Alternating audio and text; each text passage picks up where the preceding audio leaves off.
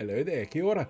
Welcome to this week's Omnibus edition, which is admittedly running a little bit late because when I got up this morning, all of my computer things were screaming at me that stuff was broken, so I've gone through and realigned an awful lot. And to those of you that have sent me emails and I haven't had a chance to respond yet, there was an authentication issue that cropped up with my email account, and it's sorted now, so I'm going to send some emails off this afternoon just to say, hi, yeah, I got your email, and not look like a complete and total dick. So yeah, enjoy this week's Omnibus. There's been some interesting stuff that's occurred during the week, like issues around the Broadcasting Standards Authority and their report that they released into media harm, or the disrespect shown by at least one gun enthusiast minister. There's a whole bunch of things going on, so sit back and enjoy. Hello there, kia ora. When I visit a marae, I take my shoes off when I enter the whare nui because it's the respectful thing to do, even though when I visit my parents, I leave them on because my parents don't mind shoes in the house. On the rare occasion when I go to a church for something like a wedding or a funeral, I don't refuse to follow the customs because I'm not religious.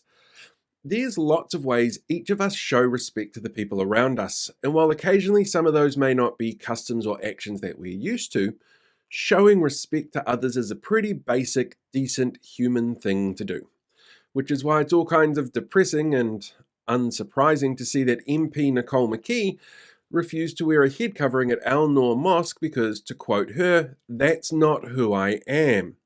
Now, this is a minister who wants to loosen gun laws, who was visiting a group of people directly and tragically impacted by the laws that she, as a gun lobbyist, directly pushed for, that played a part in the events on March 15. She chose not to show the most basic sign of respect. But even the phrasing of "that's not who I am" is heavily loaded. After the events of March 15, the phrase "this is not who we are" made the rounds on social media. It appeared in posts as profile picture additions. It was a simple way to show the world that as a country we abhorred the events of one deranged individual who caused so much pain, as we stood in solidarity with the community that was impacted by that. That use of the line to individualize her reasoning to not show respect to the customs of the victims of that event feels like a deliberate jab at them, and at anyone who is offended by the shooter's actions. But her actions definitely speak to certain people. Yesterday, 3 Muslim schools around Auckland were closed after threatening videos involving guns were sent to them in what coalition supporters are calling a false flag event that may have been set up by media. The actions here speak louder than words, like the action that she took to covertly and quickly change gun laws without full process, without public feedback and consultation, in a manner so fast officials couldn't even put together potential impact statements on whether or not those changes would have put public safety at risk. A change, it should be noted, that needed to be signed off by Cabinet. Now, if you've ever heard McKee in the House, you may get a very different impression of her than what you'd see in sound bites on the news. She's eloquent in the House and confident in her sales pitch. She makes it sound like the changes she's pushing through are the only common sense approach to gun reform. It's clear she's well practiced and well versed in the topic, which comes from years as a pro-gun lobbyist. But snake oil salesmen always make sugar water sound like a convincing tonic for whatever ails you. In the process to change these laws, McKee and Cabinet, by stealth, refused to take submissions from the Police Association, the Federation of Islamic Associations, and Gun Control NZ on the topic. The vast majority of us are not comfortable with relaxing gun control laws, and we are all aware of the harm that can be done by those who want to take advantage of loose laws. Well, most of us are aware. It seems that for at least one MP, that's just not who they are. Hello there, kia ora. Yesterday, the BSA, the Broadcasting Standards Authority, released its latest research into media harm within minority groups around the country. And shocker, it seems something happened about 6 to 12 months ago to make a major detrimental impact on those communities in what we see online and in broadcast. Maybe the findings will help us identify whatever that mysterious mystery thing was that started this happening. More than 3/4 of Māori, Pacifica peoples, Asians, and Muslims that were surveyed felt being exposed to discriminatory or controversial content was a problem in Aotearoa. And between a quarter and a third of people in those categories have been exposed to these views being publicly shared in the past 6 months. These include conflict incitement, stereotyping, unbalanced reporting, and jokes about people's differences. In fact, more than half say they now avoid TV or radio because they find it full of misinformation and inappropriate content. And those findings are actually backed up by last month's New Zealand On Air survey into media habits. For many, they say it feels like they're being judged and makes them feel unsafe and has direct impacts on mental health, self-confidence, and self-esteem. Between 41 and 56% of those communities feel that there needs to be stronger actions against hate speech and harm-causing content. They pointed out in focus groups that what may seem like a harmless joke or a snide comment or media framing may feel like something that happens occasionally to other groups, but it has a cumulative impact on how people perceive those communities, which is much more harmful. They found these cumulative impacts can normalize bad behavior and stereotypes, damage young people's aspirations, and make people feel judged and unsafe for not fitting in. And the place that it's the worst? Social media. It was always going to be social media. Social media platforms were cited as the place most often to find offensive, damaging contents and comments and material. In fact, the report highlights how anti-Māori sentiment in particular and racist comments have surged in the last 6 months and led to a surge of complaints to the BSA about mainstream media moderation. So, can you work out what's caused the sudden rise in racism, especially in social media spaces? It's the government. Of course it's the government. Look, since taking power, the coalition's undertaken a number of policies and changes which directly impact Māori outcomes, like the removal of Section 7AA of the Oranga Tamariki Act or the closure of the Māori Health Authority. They've undertaken changes which have wider impacts on certain communities, like removing the tool from Health New Zealand that's used to create waiting lists, of which race was one small factor in a much larger equation. And they've signalled to Māori in particular that they don't feel that there's any need to prioritise cultural identifiers like the use of te reo names in government departments or greetings in te reo Māori for an event like Matariki. There has been within the coalition an active campaign to normalise the minimisation of Māoridom through their actions and the outcomes that those produce. Take, for example, the story that came out yesterday where the Prime Minister, Christopher Luxon, slams doctors in the Hawke's Bay for prioritising Māori and Pacifica young people. This headline frames the choice the way that it framed calls to change the wait list around that tool for prioritisation, but this actually refers to cancelling free visits to GPs for Māori and Pacifica people aged between 14 and 24, something that was set up to help deal with the inequities in our healthcare system, where primary healthcare access earlier in life can help with better outcomes long term. What Luxon wants people to see is that health administration is done on need, not race, except that Māori in the Hawke's Bay have an average 8 years lower life expectancy than non-Māori. The need for primary healthcare for younger Māori and Pacifica peoples is greater to help gap those inequities. The immediate need argument may look like on paper everyone's exactly the same with two people presenting the same way, but the outcomes are vastly different for a range of reasons. And it comes as the most recent in a long list of ways governments throughout time have kept the boot on the necks of Māori. Comments on the RNZ story highlight this, but also comments about entitled Māori elite and how, I guess they're just going to blame colonisation, which I'm not going to boost here.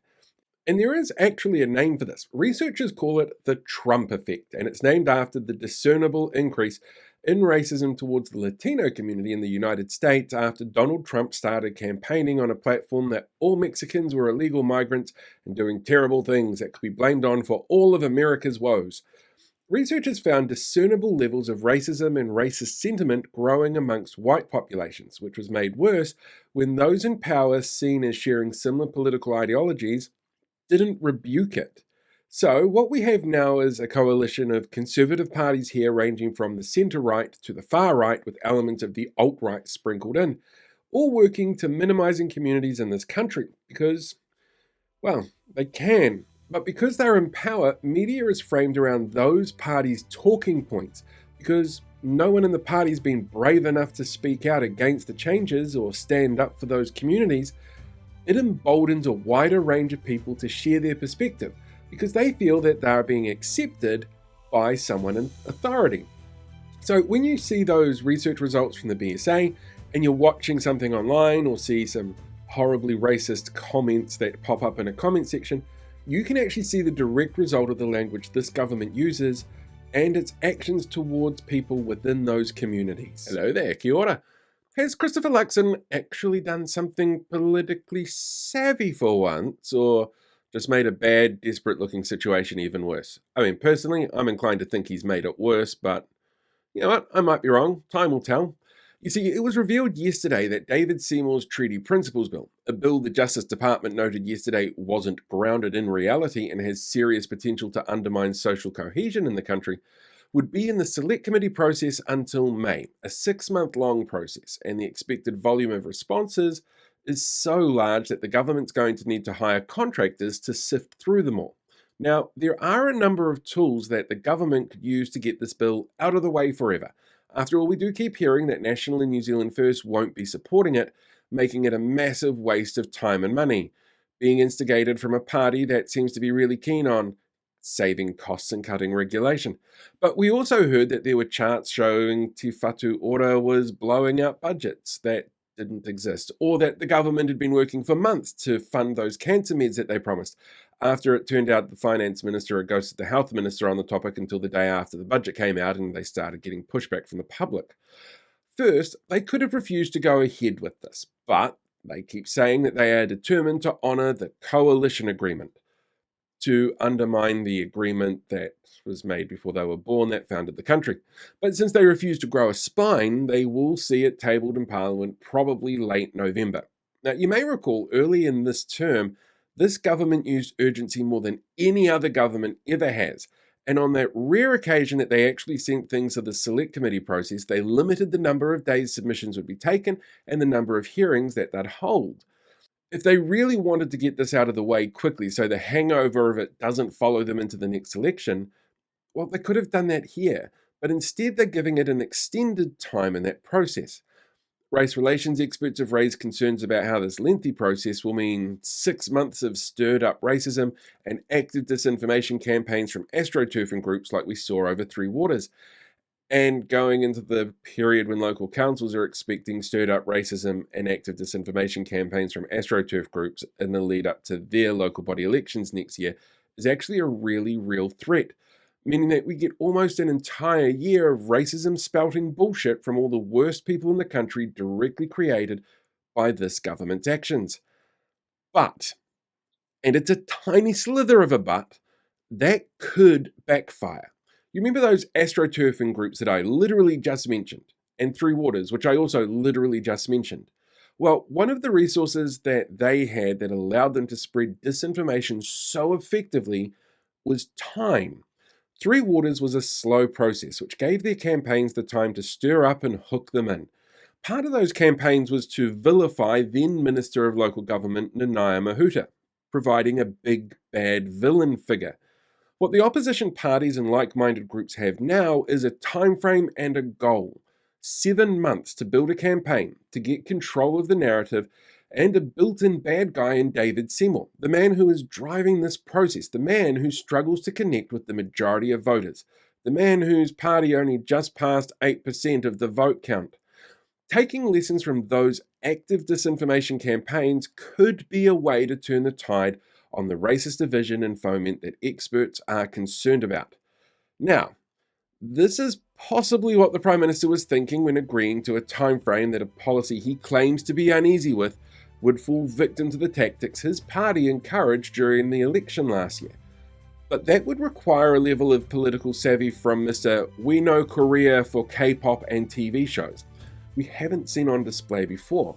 I suspect it's much more likely he agreed to it hoping that the problem would just go away if he ignored it long enough, or that it was demanded in cabinet by somebody threatening to rip the government apart if he didn't get to have almost a year to follow through on his plans and make a whole bunch of racist noise about it. Hello there, kia ora. Have you noticed a theme with all of the reporting on the Treaty Principles Bill? There is one common element in all of it, and it's there because of media's method of trying to create balance in reporting. But one of the side effects of this is what we call false consciousness.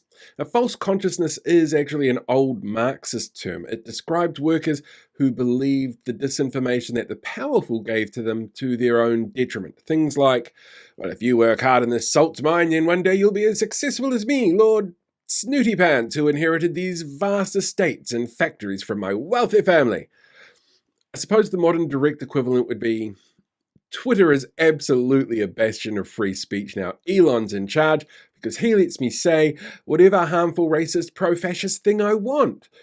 From the people who have never had to use the word cisgender in their lives but are happy to spread hate and disinformation that aligns with Elon's views. It's a borrowed term that we use in media theory to explain the risks of what many would consider balanced reporting. Having two people debate two sides of an issue.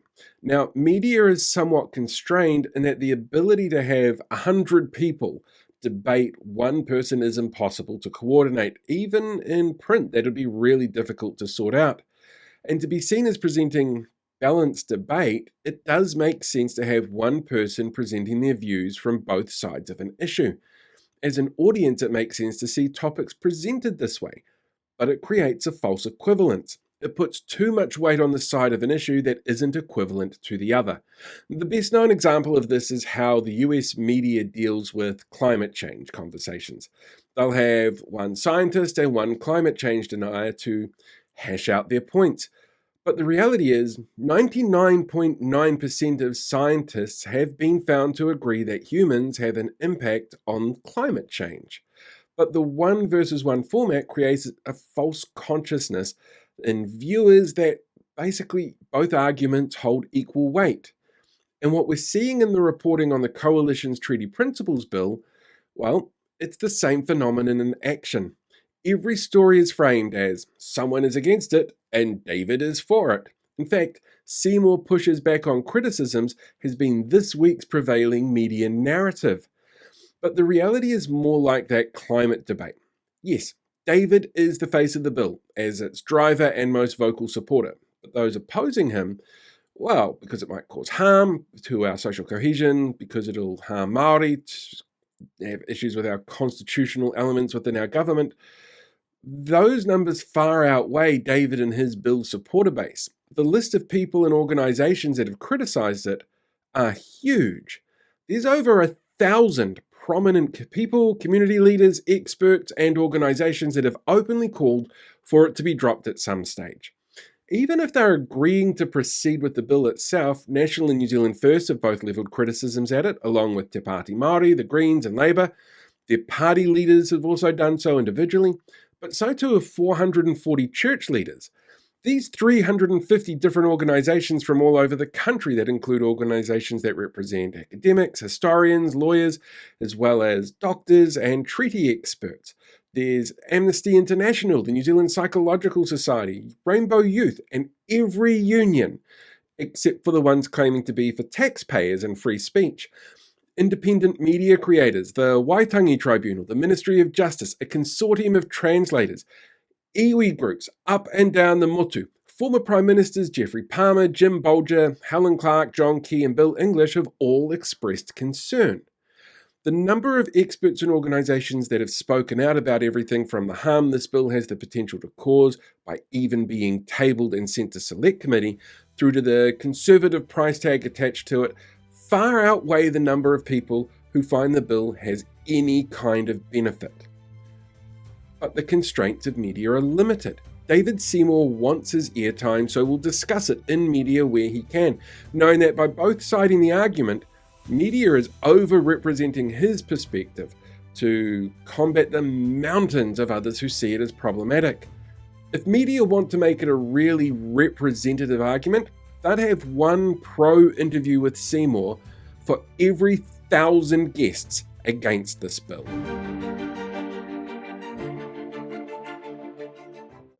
So, first of all, on Tuesday, Tauranga City Council approved the installation of a rainbow crossing on Devonport Road outside their library. This is the result of a 6-year campaign by the local LGBT community, which saw massive levels of hate and vitriol from some members of the traditionally conservative community. Said one community commentator, anonymous mode on Grindr is good enough for me. Why do I need to publicly have things rammed down my throat? Before whinging to Chris Luxon, Sam Uffindell and Simeon Brown in posts to cry that this isn't getting back to basics, while others have questioned where their straight pride crossing was, clearly not realising that this is the straight pride flag, making almost every other crossing a straight pride crossing. The New Zealand Air Force unveiled its new C-130J Hercules this week for the first time. The first of a fleet of 5 landed this week, with the rest expected to be in the country by the end of the year. The long-awaited upgrade was commissioned under the previous government, thanks Labour, to replace an ageing fleet that had a combined 97,000 flight hours under its wing. As part of the delivery process, Defence Minister Judith Collins travelled from the US to Aotearoa on the delivery flight, stating, "This is a lot less drafty than the broomstick I'm used to." Comments resurfaced this week from John Key from a charity event a few weeks ago, where he told host Samantha Hayes that if he was voting in America this election, he would still vote for Donald Trump. The man seen as the shining light of the National Party would vote for someone who claims in post-birth abortion is a thing, people are eating cats and dogs, and giving illegal aliens gender reassignment surgery. Totally not weird at all. Speaking of the presidential debate, within minutes of the end of the debate, pop superstar Taylor Swift endorsed Kamala Harris for the role, with a social media post signed off with a line about childless cat ladies. Pundits believe this endorsement alone could see a huge boost for Harris and younger voters, and it led to a direct exponential spike in voter registration. Meanwhile, Trump supporter John Key downplayed the endorsement, saying, "Who would listen to any young woman who doesn't have their hair in a ponytail?" Technology Minister Judith Collins announced this week that the government would be creating its own AI known as GovGPT, a ring-fenced large language model that will be able to access government data on individuals to learn from. Despite media hype because they learn from human data points and are designed to work based on language inputs, AI models still have some serious flaws, like trouble with logic and maths problems, meaning we'll probably see National's first synthetic MP soon, or their second one. It was revealed earlier this week as well that David Seymour, seen here showing an audience the hand movements you use to throw out a constitutional living document, seemingly had preferential funding for his new Ministry of Regulation, which has paid out nearly $500,000 in consultation fees for contractors in the last 6 months. This was after revelations last month that civil servants in the ministry were on far higher average salaries compared to other government ministries. The replacement for the Productivity Commission was designed to identify areas of wasteful government spending and streamline processes, has not yet delivered anything, and yet has already cost the taxpayer 4 times more than its predecessor. If they're looking for bloated bureaucracy and wasteful spending, then I hate to be the one to tell them, but the call's coming from inside the house. Research then into the free school lunch program released to the government this week has shown universal access to free lunch programs have immense positive impacts on students' abilities to learn. Associate Education Minister David Seymour said, "It's a good thing we saved those school lunches from whoever it was that was threatening to cut them." Now, spare a thought this week. There are going to be some really scared politicians out there who will no doubt be feeling upset, confused, and angry as Te Wiki o Te Reo Māori begins tomorrow. This is the first Māori language week since the start of the coalition being in power and taking over an office. Before they, started to hack and slash at anything Māori. But a week where increased presence of the languages everywhere is bound to send shivers down their spines. My advice to them, if they're too scared to face the language, tu whitia te hopu mai rangatia ti angitu. And finally, on Tuesday in Nashville, Tennessee, rock star John Bon Jovi successfully talked a woman out of committing suicide by jumping off a bridge. He reportedly told her that she had to hold on to what she's got. Okay, that's it for the news. Finish on a terrible, terrible joke, but a true story. John Bon Jovi did actually talk a woman out of committing suicide, which I think is absolutely amazing. And with that, I'm done. News is done. Right, hey, thanks for making it through all the way to the end of the Omnibus. Statistically speaking, about 30% of people who start the video get this far, and I decided today to give you a little bit of a reward for that. As some of you might know, I've been working on a series with a friend of mine who's a big fan of American history. particularly around elections. It's his Super Bowl. So I'm going to give you guys who got all the way through here a bit of a preview of his series that we've been working on. I'm going to show you the first episode. It's about 2.5 minutes and it's all on Project 2025. So sit back and enjoy. I'm not putting this in the description, so well done on getting this far.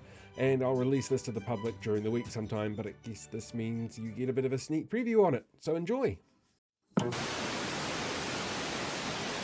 Okay, so a fun fact about American elections in general is if America used the popular vote instead of the Electoral College, only one Republican would have been president in 30 years. And that would have been George W. Bush in 2004, who was riding high on his wave the flag moment after September 11th, 2001. Hi, I'm Art, and welcome to Grab Them by the Ballot, a show about the American election this year. It's a big election, and it's a very exciting election. At least I think so. I think so much that I read the news all day, every day, and hopefully this video series will let you keep up to date without having to read as much nonsense as I do. So Project 2025 is an ultra-conservative playbook for a second Trump presidency. It's been created by right-wing think tank and mayonnaise sandwich buffet, the Heritage Foundation. Donald Trump has denied any and all ties to the work, even going so far as he doesn't know what it is. But his vice president pick, J.D. Vance, who definitely isn't a weirdo who has changed his name 4 times, is definitely connected. In the foreword to The Dawn's Early Light, Taking Back Washington to Save America, Vance talks about circling the wagons and loading the muskets. He compares Apple and Google to the British East India Company, which isn't a great comparison if you know anything about Indian history. That book is written by one of the authors of Project 2025. Project 2025 contains plans for shutting down the Department of Education, which is stupid on a lot of levels, but is a conservative attempt to fight woke propaganda, whatever the crap that means. The book talks about woke a lot, like an obsessive amount. The Department of Homeland Security will also be shut down, most likely as revenge for its investigation into Russia's alleged attempts to help Trump win in 2016. It's also no small matter that far-right extremism is currently a greater risk to American lives than any foreign-based extremism or terrorism. Right-wing terrorists take comfort from Donald Trump's dog whistles and othering of minorities and foreigners. It's probably not a coincidence that they want that shut down. There's 1,000 talking heads of 100 different channels explaining the plans contained in Project 2025. I mean, it's 920 something pages long and I'm not going to read that. What I have read is enough to let me know one thing. Project 2025 sucks butts. Right, I hope you enjoyed that. We're going to be making more stuff as well about the US election because it's fascinating and horrifying at the same time. Equal parts of both. It's a worry. Anyway, don't forget to like, share, subscribe, tell everybody about the video, and I will catch you guys all during the week now that all my systems are up and running again and things can get back to relative normal. Until next time, ka kite.